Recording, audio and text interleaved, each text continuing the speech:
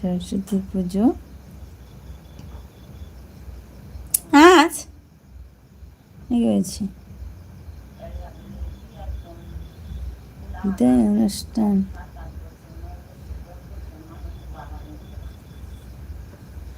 সরস্বতীও আবার বিদায় অনুষ্ঠান হয়? জীবনের প্রথম আমি শুনলাম আজকে।